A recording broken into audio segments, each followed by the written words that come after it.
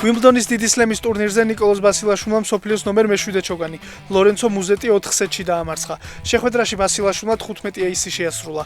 უკვე ცნობილია, რომ დიდი სლემის ტურნირის მეორე რაუნდში ბასილაშვილის მომდევნო მეტოქე კიდევ ერთი იტალიელი ლორენცო სონეგო იქნება, რომელიც მსოფლიოს 47 ჩოგანია.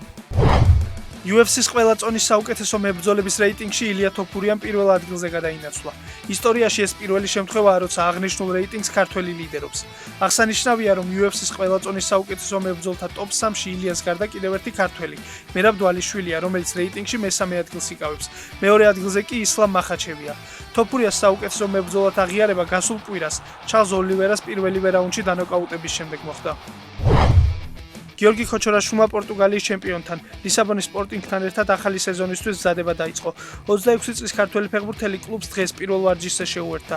ქოჩორაშვილის სპორტინგმა ლევანტესგან 2025 წლის მარტში 5.500.000 ევროდ შეიძინა. შოთა არველაძემ ქასიმფაშაში დაბრუნების შემდეგ პირველი ვარჯიში ჩაატარა.